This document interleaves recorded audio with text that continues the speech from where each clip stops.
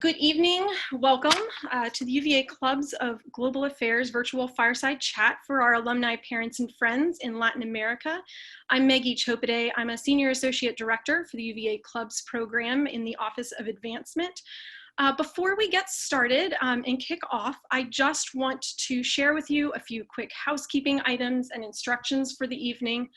This program will be shared on our UVA Club's website. So as such, by participating, we just wanted to make sure you knew that University of Virginia through that will have the right to use your voice or likeness. If you decide to do so in the live Q&A portion of our program, both on the website as well as possibly on social media. Also, we love to know who is with us tonight. So if you would like and be willing to share with us your name and your affiliation with the university, we love to know who all is out there. Another quick update is for the Q&A session. We're going to have some live Q&A at the last portion of our evening. And so in order to join that, if you raise your hand, we'll be taking a few live questions for our panelists. And then we will also have an opportunity that if you would prefer not to ask your question with your audio, we will have a chat box where you can write your question in there, and then we may be able to read those out, have time to read those out. I believe that is all I have from my end. So without further ado, I want to introduce you to Steve Mull, University of Virginia's Vice Provost of Global Affairs. Steve is in this role, he is the primary lead for global relations for the university and is responsible for developing a strategic vision, designing outreach, and overseeing international activities.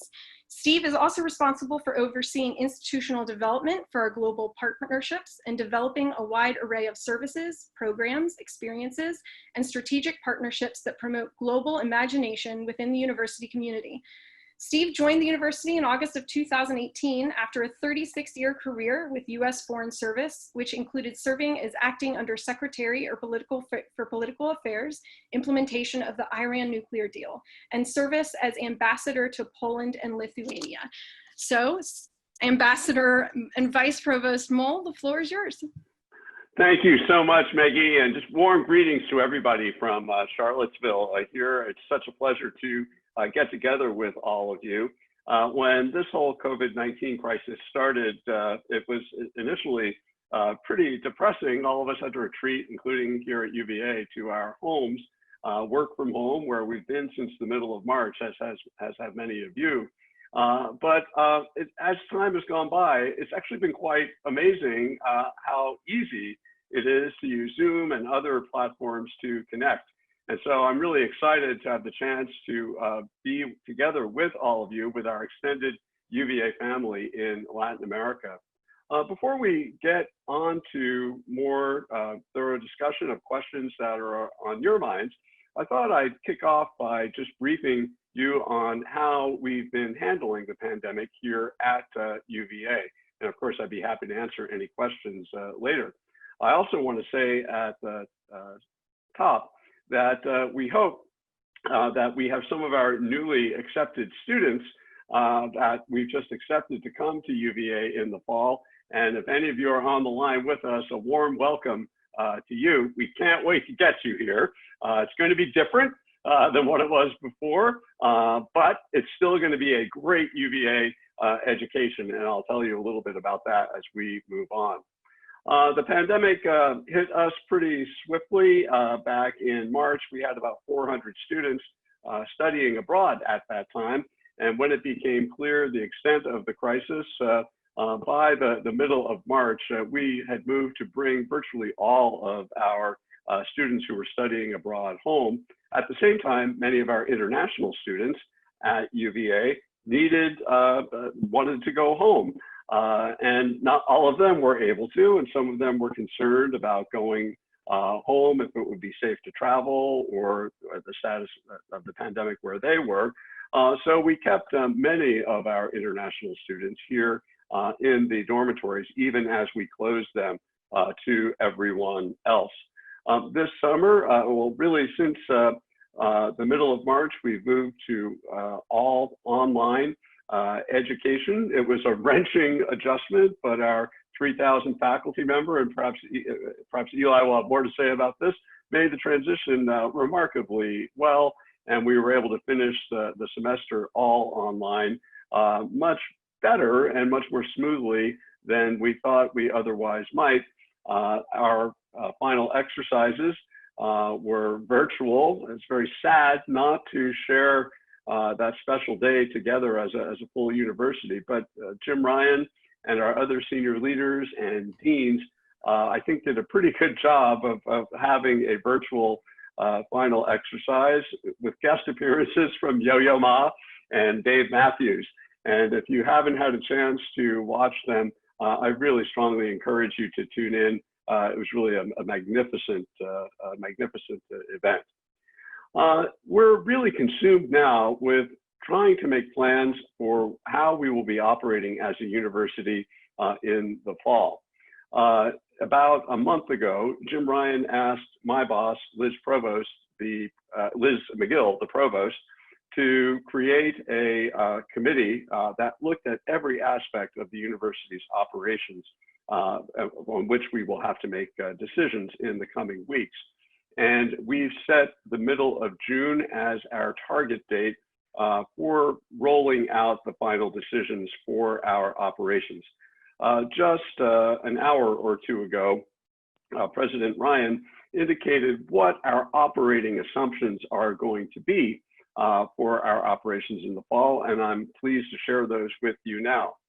After some debate, we've decided to commit that we will start the fall semester as scheduled on Tuesday, August 25th. And we will plan to have students on grounds and in-class instruction, but with some important adjustments. We don't know yet how many students we will be able to have living on grounds. We don't know yet how many we will be able to have in each classroom. And certainly the larger classes that students take earlier in their education here at UVA, most of those will most likely be online because we're not able, because of social distancing rules, to bring everyone together. We're particularly sensitive to the challenges of international students. As all of you, I'm sure know, US embassies are still not issuing visas routinely. We don't yet know when they will resume. We're hopeful that at some point this summer, embassies will begin scheduling visa interviews for students who want to come study in the United States. And of course, the borders are closed to travelers from China, from Europe, from Iran, and of course, just a few days ago, Brazil. And we don't know how long those are going to be in effect.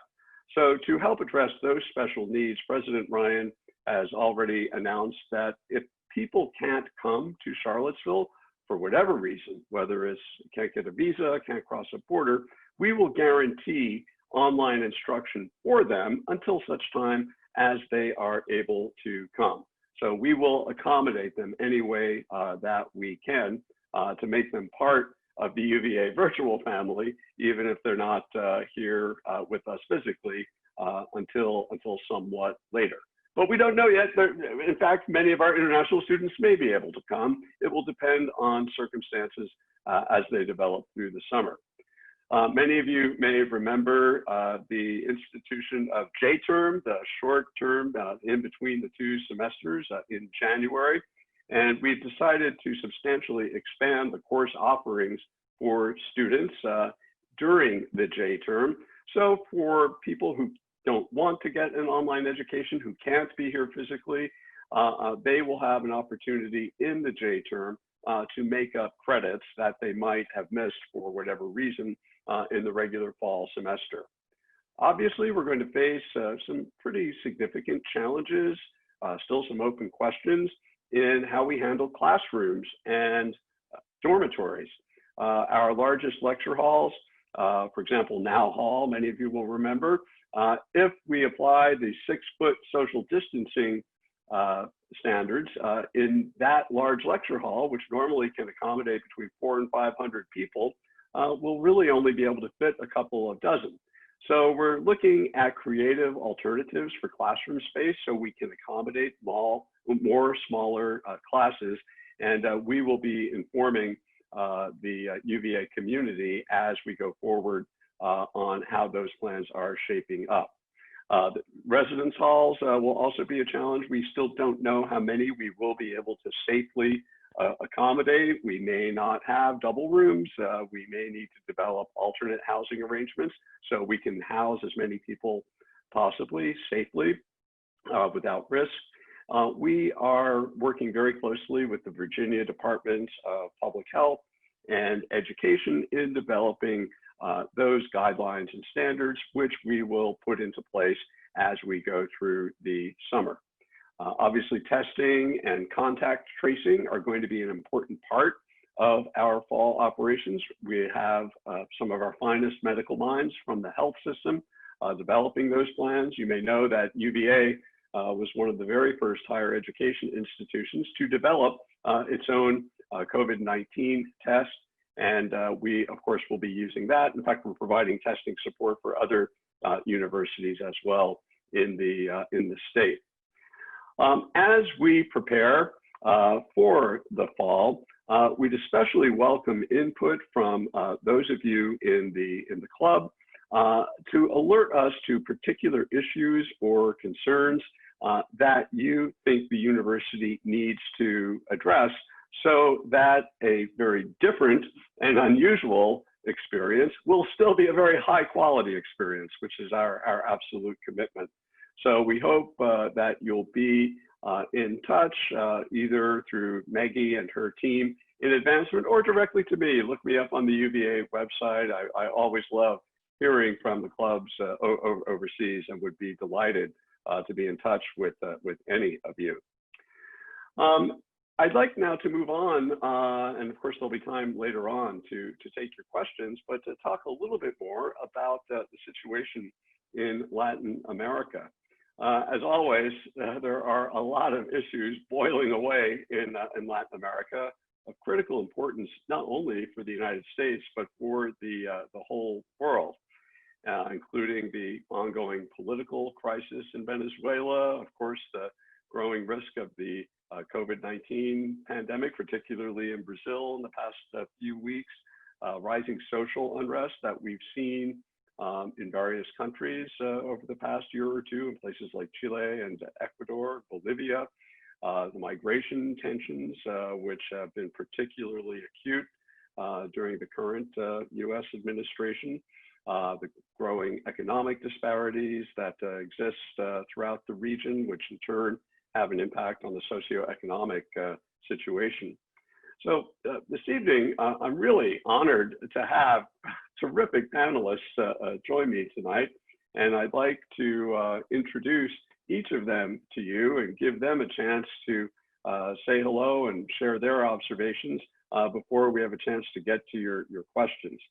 First, I'd like to introduce Dr. Eli Carter, who is one of UVA's leading experts on Latin America. He's the director of our Latin American Studies program. It's one of our most popular regional studies programs with many, many distinguished graduates. He's a renowned expert on the Brazilian mediascape, as his prolific publications demonstrate. Professor Carter is actually working on his third book now about the televisual city and its relationship with the Global South.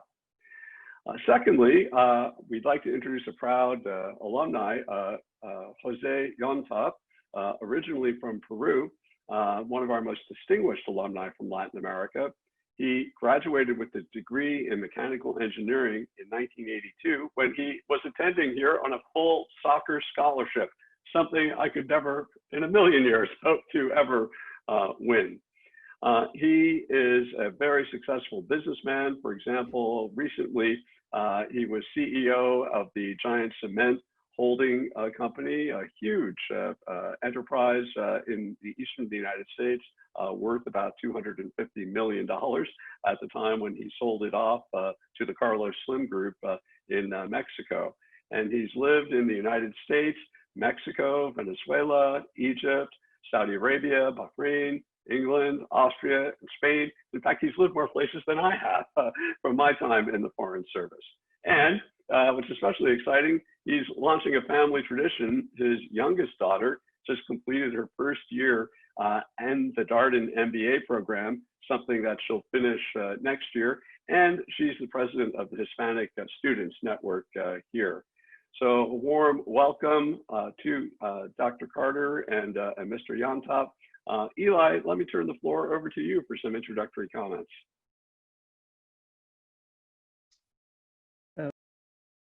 Okay, can everybody hear me? Okay. Thanks, Steve. I appreciate that introduction. It's nice being here with all of you this evening. We just had some pretty crazy rain here in Richmond, so it's actually nice to be inside today. So as Steve said, I am a specialist on Brazil. My PhD is actually in Hispanic languages and literatures. I did that at UCLA. I finished it back in 2013. Though my PhD is in literature, my focus has always been on film and television. And the vast majority of my work focuses on television and new media in Brazil and Latin America. And more recently, I'm expanding that out to do some comparative work with the United States. I just recently finished my second book, which focuses on the contemporary Brazilian mediascape and the many changes that have occurred in that mediascape since 2011. It's very interesting to have finished that book. In fact, it just came out yesterday. I think through the University of Florida Press. It was released yesterday. And it was a book that I finished a year ago now. And it's interesting to think about so many of the things I wrote in that book within the context of this global pandemic. One of the things that I was arguing in that book is that we're seeing some very significant shifts within the Brazilian mediascape, wherein some major challenges are being presented to TV Globo, which is the primary broadcast network, not only in Brazil, but really outside of the United States. And what I'm essentially arguing is that the rise of new media and the increased access to the internet has created the conditions for more participants to engage in production and creation outside of TV Globo's vertical production model.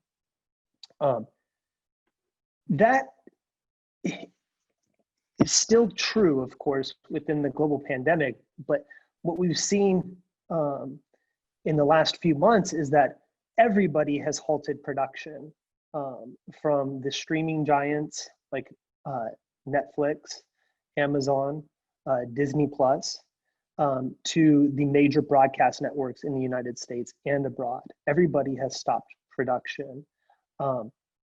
Interestingly enough, everybody has also seen an uptick in their ratings. So, traditional broadcast network television stations in the US like ABC, CBS, NBC, and then in Brazil, of course, TV Globo, or in Mexico, Univision, they're all seeing increases in their ratings, particularly as it pertains to the news. At the same time, streaming giants like Netflix have seen their numbers climb in unprecedented ways. Over the first quarter of this past year, Netflix added nearly 16 million new subscribers, 3 million of which were in Latin America, pushing Latin America's total subscriber base to approximately 35 million people. 17 million of which are located in Brazil. Netflix in this context is actually positioned very well because so much of its production is backlogged. Recently, Netflix executives have made statements about how their backlog of production can take them through much of 2021. But for those familiar with television in Latin America, will know that the primary televisual good in Latin America is the telenovela, and telenovelas are produced as they go to air. So the backlog is at best 6 to 2 months, but more realistically, once it gets going, it's a matter of sometimes days. So telenovelas at the time COVID hit in Brazil, for example, there were 4 telenovelas that were to air daily on TV Globo between the hours of 6 and 10 p.m. All of those have been halted, as have the other 3 telenovelas that were in production at the time. So we're in a really interesting moment where we're seeing this shift to streaming. I think that's pretty apparent here in the United States. But I think it's important to, and perhaps we can talk about this a little bit more during the question and answer session. I think it's important to remember that the access to internet, both here in the United States and in Latin America, is an extremely important consideration when we're thinking about broadcast network television versus streaming content over the internet. Not everybody, obviously, it goes without saying, in the United States nor in Brazil has access to the internet, let alone to the broadband speeds that are necessary to stream content. So while the numbers are clearly growing, we need to remember that access is not equal across classes and across regions, both here in the United States and in Brazil and the rest of Latin America. Thank you. Thanks very much, Eli. Jose, over to you. Tell us a little bit about how you see things. Thanks, Steve. Thank you for allowing me to join this panel. I'm excited to be able to help UVA in anything I can. As you mentioned before, my life has been more in the business world, not in the academic world. I've lived in many countries and occupying leadership positions in Central Eastern Europe. I ran a business of about $1 billion, integrating acquisitions that we made when I was working for a global company called Cemex. Reflecting, and as you said, my daughter is also a Darden student, and it's something that I'm very proud of. Reflecting on Virginia and the school itself, and having lived and worked in many places of the world, North Africa, Central Eastern Europe, the Middle East, Latin America, I think the 2 things that Virginia gave me that I'm very grateful for was, on the one side, the competence of the skills, analytical skills that you develop in the mechanical engineering program. But more important than that, it was the commitment the university had to the honor system, which is something that I really took with me everywhere I went. It's one of those soft skills that allows you to actually define who you are as a person. And in my case, it reinforced the integrity that I needed to have to be able to work in many of those places and manage the institution that I led in the right ways. I think that's one of the assets that the university has. I think that's one of the attributes that the school can actually very proudly tell the world about, how if you went to UVA, your honor is something that you take very important. I remember having a 2-week total immersion honor program indoctrination, which I'm very thankful to this day that I went through. It really helped me know how to behave in many difficult circumstances. So now I'm hunkering down in Washington, D.C. I'm originally from Peru. I was in Peru until a week before they closed the airports. So I'm very aware of the difficulties that a lot of people are facing nowadays. I still have family there, my mother and 2 sisters, with whom I use Zoom also a lot to communicate with them on a basically daily basis. I'm sort of disheartened by the situation in Latin America as it applies to COVID-19. It's having lived there, I understand that we are not, we don't have the infrastructure in healthcare or even economic wherewithal to be able to sustain a prolonged lockdown. So I'm hopeful that we find a vaccine quickly enough. I know of a lot of people in Peru in particular, and also in other places that have friends that have succumbed to the COVID-19. But I think that overall, people are resilient, and Latin Americans as a whole, and the whole world as a whole, we're resilient, and we're going to not only survive, but also thrive. And in the midst of all this, I'm keeping busy with a position as a director on a materials company, as well as also working with a couple of private equity companies to see if we can find some good deals to acquire. This may be the best time.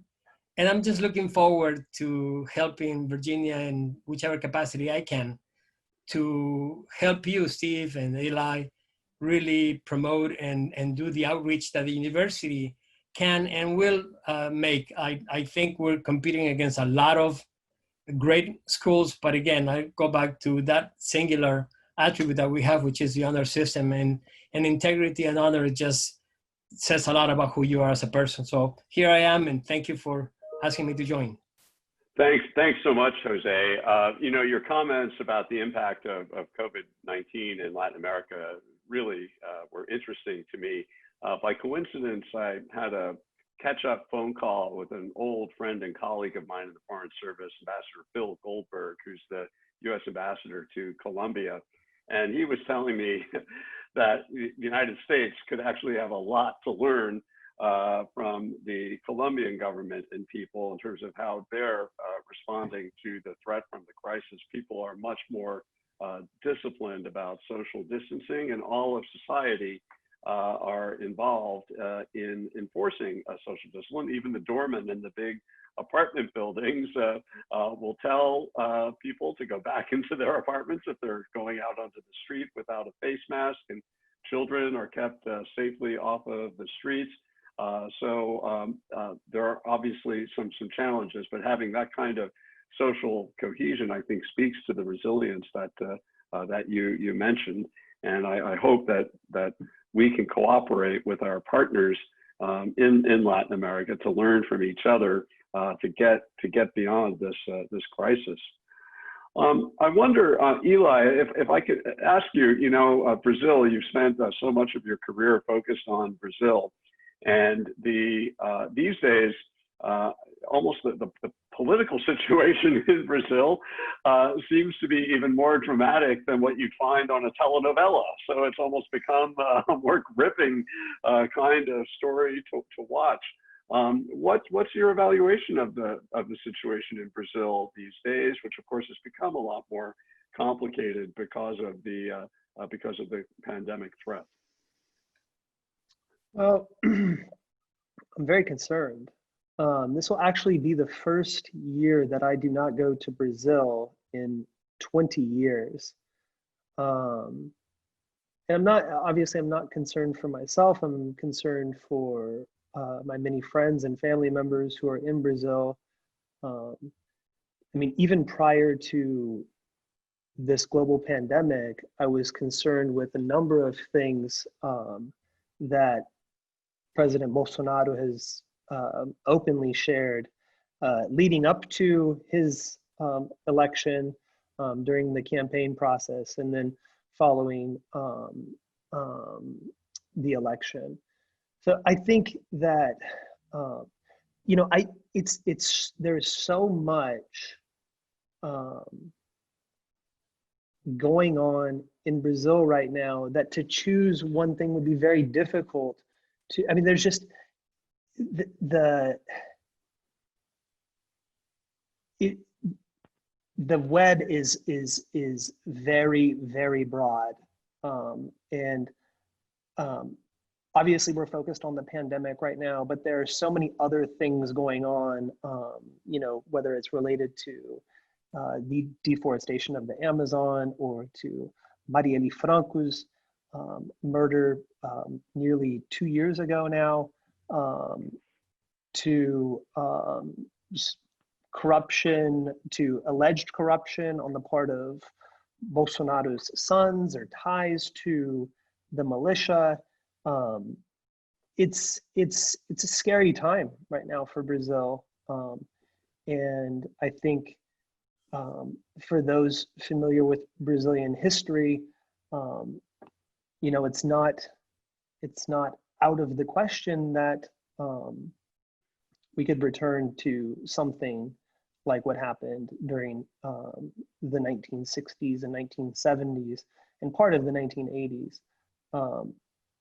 So I think everybody is on watch. Everybody who knows that history, everybody who studies Brazil, everybody who's in Brazil, living this, experiencing this, is on edge, watching carefully. And you're right, it is very much like a telenovela at times, and often is reported on like as if it were a telenovela, and dominates the headlines as if it were a telenovela. But I'm concerned. I really am. I'm hoping for the best, but I'm really not sure what's gonna happen. Well, we're all watching very intently. That's for sure. Jose, I wonder if I might ask you about your perspective on the economic and commercial climate in Latin America these days. Of course, here in the United States, the big question of the year is how lasting will the economic damage be from the pandemic? We now have more than 40 million Americans who filed for unemployment benefits since March, and the number could be going higher in the weeks ahead. What's your perspective on the situation in Latin America? Is this going to cause a similar crisis in the economic and commercial climate in Latin America? And a side note to that, the role of China. One of the big developments, I think, over the past 20 years has been China's growing commercial connection and trade connections to Latin America. Is that likely to continue to grow in spite of these challenges? That's an interesting question. The part of the challenge that Latin America is seeing is, and it's also one of the attributes that the countries have to be cohesive. But in the case, for instance, of Peru, the lockdown has been total. You weren't able to go outside. You had to get permits to transit, and only one person could go out. Different friends of mine who work at companies are basically not working at all. The companies are all shut down. So Bank of America was projecting that the economies will shrink by about 7%, their GDP, which is a big number. And part of the problem we have down there is that about 50% of the people live on a day-by-day basis. There's a lot of informal economy, and that countries are already leveraged as it is, so they don't have the luxury to be able to take more debt so that they can sustain a prolonged shutdown. So I think it's going to have a lot greater impact than it has in either the United States or Western Europe. Having said that, though, and I think there was a question earlier also, or about the perspective of Latin America and U.S. relationship in business. You know, given the current geopolitical tension between the United States and China, I don't see why Latin America, and also the need for companies to shorten their global supply chains, mainly logistics. I can see how Latin America, if it plays its cards right, could actually become a very important partner of the United States. And China has been very smart to try to bring in countries. Unfortunately for us, and this is not a political statement, but when we pulled out of the TTP, the Transatlantic Pacific agreement, that gave China the clear passage to get into Latin America and to make a lot of investments, which I have done.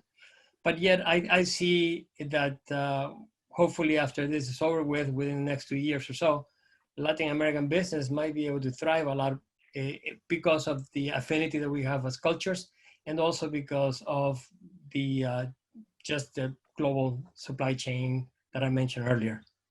Yeah, yeah. Well, thanks very much. So Meggie, I want to make sure that us three guys here don't dominate the whole episode, the whole meeting. So I'd like to turn it over to you to solicit some questions and pose some questions from the attendees. Certainly. So everyone, the live question is now open. If you want to raise your hand to ask the question live, you're welcome to do that. You can also type a question in the Q&A, and I will ask those for you to our panelists. So to start us out, Eli, I got a note about a follow-up to, you were talking a little bit about the access to internet and the important considerations for that. And so someone would like to know what your further thoughts are on that. So, I mean, I'll speak to the case in Brazil because those are, that's the data that I have access to. In Brazil, classes, socioeconomic classes are broken down into groups defined as A, B being the most affluent groups, and then C, D, and E being the least affluent groups. Internet access among the A and B groups is quite high, almost on par, if not on par, with those levels in the US. But when you get down into the C, D, and E groups, internet access falls significantly. So just as an example, 42, I have a colleague in media studies at UVA who published an article recently. His name is Christopher Ollie. He in that article, he notes that 42, he's citing some other sources, but he notes that 42 million Americans, North Americans in the United States of America are not connected to the internet. And then another 162 million, and this is from Microsoft, actually don't have the minimum broadband speeds necessary to do certain things with broadband. In Brazil, the situation is much worse. 30% of the most recent data came out actually this week. 30% of all households in Brazil do not have access to the internet. And those numbers, when you start to break them down by those classes that I mentioned, and then by different regions, so going from northeastern Brazil, in the north of Brazil, down into the southeastern portion and southern portions of the country, you get a very clear picture of the inequality as it pertains to accessing the internet. In northeastern Brazil, access is much, much lower than it is in the more affluent part of the country, which is in southeastern and then of course in southern Brazil, where internet access across the board is higher. When you start to look at the specific socioeconomic classes within those regions, if you're looking at D and E classes in northeastern Brazil, you're going to see some very, very low rates of internet access, especially when compared to the A and B classes in that same region. So you can take the number as a whole 30%, but once you start to break it down, it's actually much worse. I think there would be some who would say, well, look at cell phones. People are using cell phones to access the internet. But the problem with that is that oftentimes a household has one cell phone. Perhaps the father or the mother needs a cell phone for his or her work. They leave home with the cell phone and have the cell phone with them throughout the day. So the cell phone and the internet access provided by the cell phone is only available once those individuals return to their households. This is obviously a major problem in a moment like the one we're in now, where students have to shift to remote learning, right? So we do that here. You know, even at UVA, we know that many of our students are not going to have the same access to broadband internet once they go back to their homes, wherever they may be. In Brazil, the situation is much, much more precarious, especially once you get outside of the A and B classes. Thank you. And we actually have Javier, who wanted to ask a follow-up question. Javier, I have unmuted your line. Hello, everybody. Thank you for the opportunity to participate. I want to say hello, a special hello to Professor Eli Carter, who is my friend and also has brought several group of students to Brazil with us. My question, Eli, is, as you know, we live in a digital revolution, and our world, the virtual world, is changing the way people learn, entertain, relate to each other. The other day, one of my collaborators in class, she said that access to internet should be considered a human right. And to that great statement, I added that access to technological devices and education is also a basic need in order to bring equity and inclusion to virtual education and professionalization. This is one of the challenges that I see ahead. So I was thinking if you can think of any ways to develop more inclusive digital educational programs to create more intellectual and educational bridges with Latin America as we develop into this near virtual reality. Well, first of all, hello, Javier. Hello. So good to hear your voice. So is the question, are there ways in which we could further create digital, virtual, distant learning connections between an institution like UVA and institutions in Latin America? Are you speaking? Yes. Yes. Well, I think some of that is obviously already occurring. There are a number of, I get actually emails all the time from companies that are seeking to explore this very space, right, of connecting university students in the United States with students in Brazil or in Latin America to practice, you know, to have a linguistic and cultural exchange. Yeah, I think that what's more pressing is, as you said, getting the creating the means to access in the many at-risk communities in places like Brazil. When I first went to Brazil, my very first experience in Brazil was in the eastern zone of São Paulo, which is an industrial neighborhood, a large industrial neighborhood in São Paulo. And there I was working in a number of different favelas located in that region. And,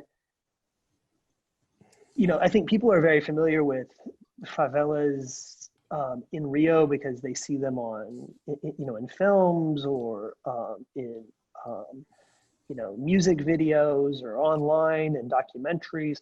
But there are some of the ones in Rio, relatively speaking, are much better off than many of the favelas that are that exist on the periphery of these large urban metropolises. And when you go to these places, sometimes the idea that there could be that we would be talking about social distancing, or that we would be talking about hand sanitizer, or that we would be talking about having access to the internet seems so far away, because so many of the basic needs, those needs that we would determine to be deemed to be absolutely necessary and obvious, are just non-existent for these people. And so I think, and this is also, just to be clear, I don't want to argue that this is only the case in Brazil and Latin America. It's also the case in the United States, in many different areas of the United States. There needs to be broad investment in technology. There needs to be investment in technology in places that are underserved. Those could be urban centers, but they could also, and often are, rural areas that are underserved when it comes to technology like broadband internet. So until that happens across the board, I think we're just going to kind of continue in this inequity, this kind of constant inequity, where certain people can make this transition to social distancing and quarantining without much of a problem, where others are faced with the extreme difficulty of doing their work, but then also being able to keep up with the other things they're expected to keep up with, like classes, for example. So I don't have, unfortunately, I wish I had an answer. I think that would be a wonderful thing to come up with. I don't have the answer of exactly how to do that outside of making a concerted effort to invest in those technologies in communities that need them or are at risk.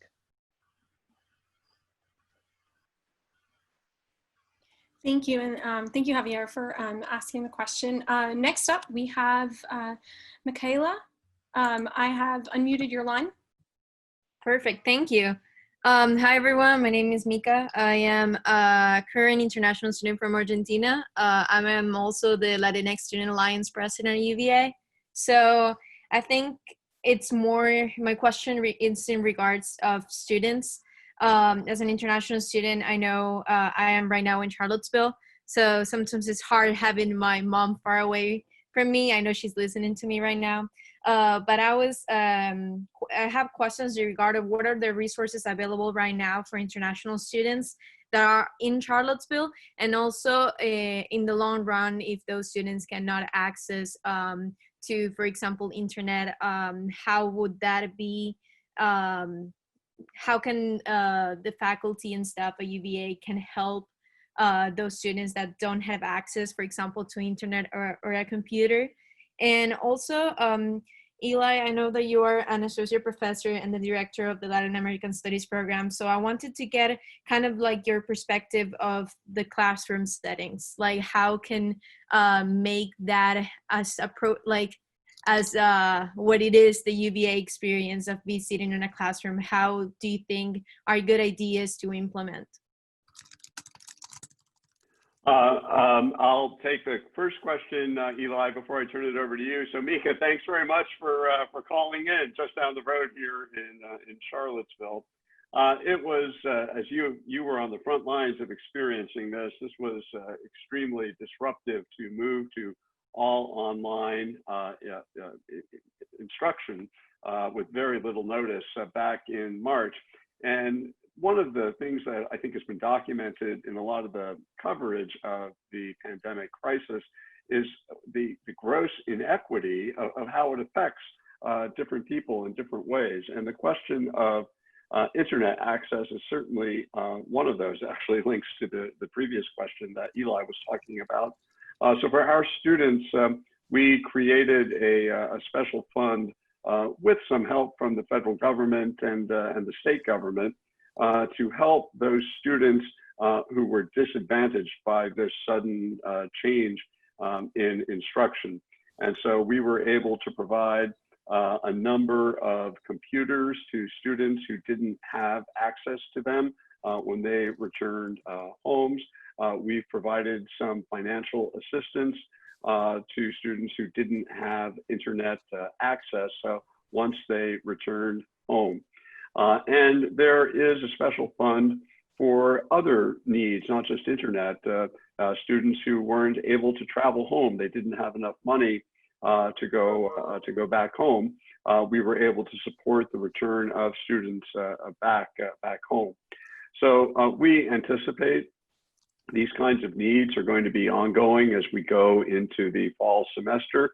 And so we're going to make every effort to continue to make that support available. It's administered by Student Affairs, but if you like, Mika, I have your name here. I can send you an email with more information about the links where you can go and the students that you might be familiar with in your organization and the Latinx group to go. So I'll be happy to provide that to you.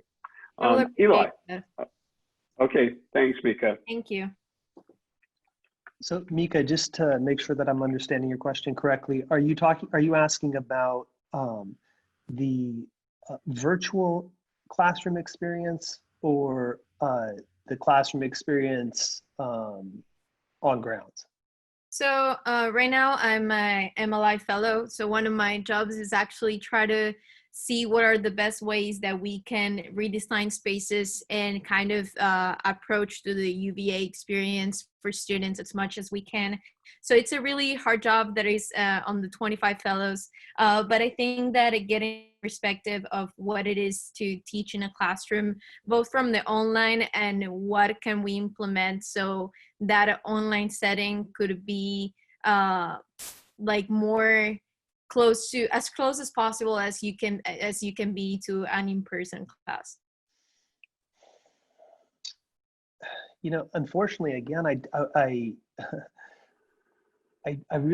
not sure. I did it as everybody did over the last 8 weeks, and I don't know if I was successful at doing it. It was difficult. It was a challenge. I very much enjoyed being in the classroom with my students, seeing their faces, listening to their questions, engaging in discussion. While that is possible, we're doing it right now, it's just not quite the same. And so, I know that this technology, Zoom and other technologies like it, do allow for us to get to, in some ways, reproduce the classroom experience. If I'm being honest, I don't think it's the same, and I don't think it's as good as the physical classroom experience. I think it's, for me at least, if this is what we're going to have to do, I'm going to engage in a process of experimentation to find how to best use this technology for what would be, I would imagine, a necessary situation. But I probably think that what I would do is end up doing a lot more one-on-one meetings with students outside of the lecture or seminar. I just think that that's the way to. It's very important for me to make a connection with my students, to understand, to have an understanding of what they're learning, what they're thinking, what their questions are, but also what they ultimately want to do. with what they're learning. And I'm not convinced yet that we can do that this way. Just, coming together, doing a synchronous hour and 15-minute seminar or 2.5-hour seminar. So I imagine on my part, it's going to require having individual meetings with students outside of those synchronous meetings. Does that answer your question, Mika? Yes, it does. Yeah, I wanted to get kind of like the perspective of, I have the student perspective maybe, and you might have the other side. So it was really helpful. Thank you. You're welcome. Thanks for the question, Mika. Thank you, Mika.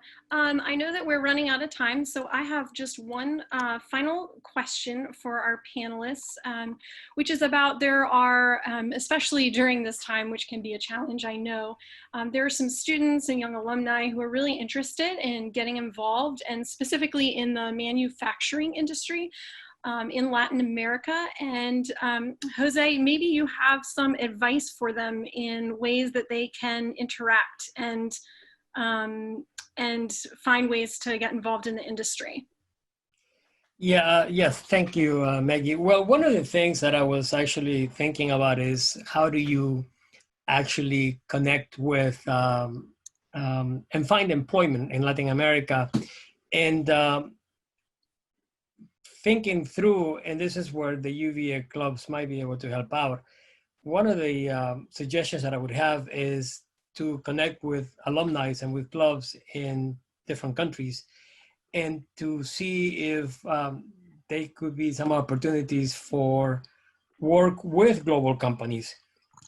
Latin America is going through some of the same problems we have here in the United States, albeit on a smaller scale. And that has to do with being an essential or non-essential business. So in terms of manufacturing, if you happen to be in the right sectors during the pandemic, which are healthcare, food products, and consumer goods that are needed for people that are internally hunkering down, if you will, then you're in luck. But if you're in an industry that is not deemed essential, or that demand has dropped, like the oil industry, or maybe materials, mining. Latin America is very heavy into mining, and a lot of that demand has gone down. The aerospace, most of the, I have some friends that are pilots, are not working right now. So it's my suggestion would be for you to, depending on what industry you're in Latin America, to connect with, perhaps at a smaller scale, with UVA clubs, and see if any alumni there would have the network to help you find a job in Latin America. And the other thing for me is just keep educating yourself. This may be the right time, if obviously if you have the means, to acquire additional skills. Some of the skills that are in high demand are business analysis, analytics. They seem to be coming up very fast, and things related to high-tech services. Other than that, the hotel, traveling, that is really being affected. That's really what comes to mind in answer to that question. Maybe Steve can add to what I just said. No, I think, Jose, you've really touched, I mean, it's really one of the great values of our club system, is that it's a sort of broader network that every single graduate of UVA, no matter where she or he is from, can immediately engage with and be a part of, even before they finish their education. So I think that's a really perfect advice. Steve, one last thought that I may have. Please, Jose. If you're a student in your third or fourth year, and if you're able to get internships while you're at UVA, that would also be a way to connect with global companies that have facilities in Latin America. And I'd also add to that for our students on the line, the Career Center over by the football stadium does a really superb job of setting up, connecting students to recruitment opportunities, not just here in the United States, but also in regions around the world. And they've been extraordinarily successful at helping to place students in every major region of the world. So it's a real resource here that they have a lot of time and people to devote to supporting that.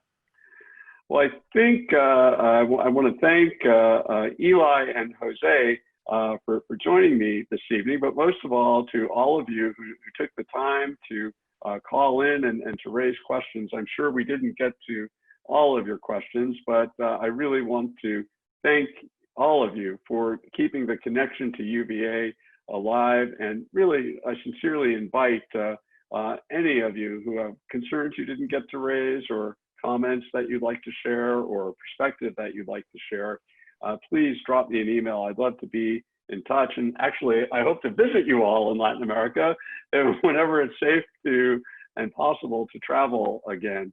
But you can reach me at Stephen, STEPHEN .Mull @Virginia.edu. It'd be such a pleasure to meet you virtually and to continue our conversation. So thanks again to you, Eli and Jose, and Meggie, thanks so much to you and your team for bringing us together. Thank you. And yes, Thanks, just Steve. reiterate Steve's thanks to Eli, Jose, and you, Steve, for joining us tonight. Thank you so much. I'll send out some notes to all the registrants with the contact information that you just gave, Steve. Everybody's asking for that again.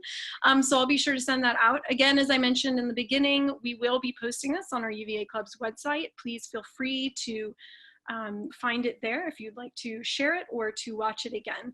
Thank you all so much for attending, and I hope to see you again for another UVA Clubs event soon. Thank you. Thanks, Meggie. Thank you. Thank Bye, you. guys. Thanks, Steve. Bye, everybody. Thank you. Jose. Thank you. Bye-bye.